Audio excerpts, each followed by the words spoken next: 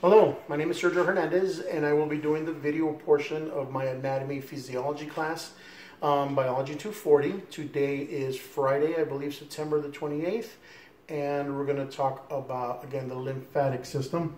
This is the list of items that I need to talk about, and I'll put that right here so I don't miss one. First, let's talk a little bit about what lymph is and what the lymphatic system does. Lymph is basically made up of blood plasma.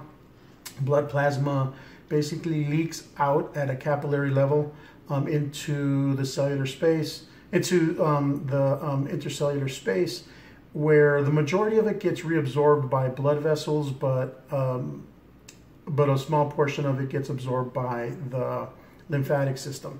Some of the similarities is it is an avenue of many vessels that travel from all the way from throughout the body, from the interstitial space to where it dumps back into the left and right subclavian vein.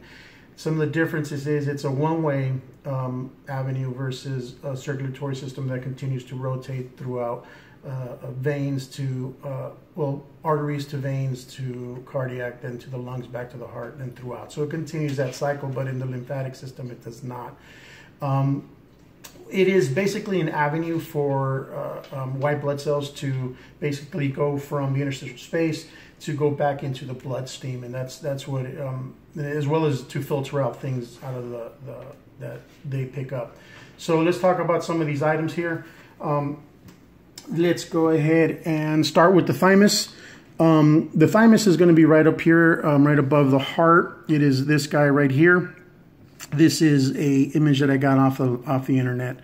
So again, the thymus is right here, and it's a place where T cells basically migrate to finish maturing before they're released into the bloodstream. The next item is going to be the spleen. This is your spleen right here. The spleen is basically a filter for the blood. It is deep red in color, and it's a place where we recycle red blood cells. And again, filter out a lot of things out of the blood.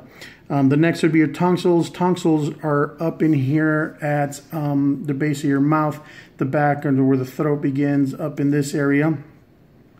And they are basically there to defend against oral pathogens and bacteria that obviously would enter through your mouth. That's what they aid in. The next would be your appendix. Now, the appendix is way down here at the base of the ascending colon, and this one has kind of mixed thoughts of what it does. Some believe that it is a remnant of evolution and it really doesn't do a whole lot.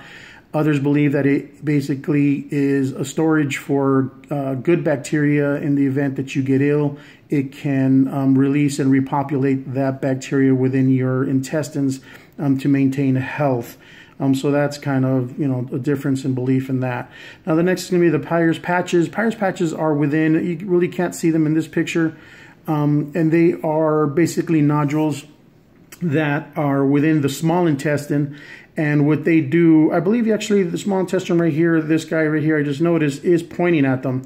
Now, they're throughout the small intestine, and basically they not only locate and prevent pathogens and bad bacteria to colonize within the intestines. And they're just at different areas throughout the small intestine. So I believe F here is what's pointing at them, and I just noticed that. So the next would be your cervical and axillary lymph.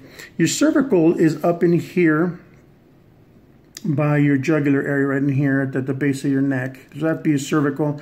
And your axillary lymph nodes are both here and here.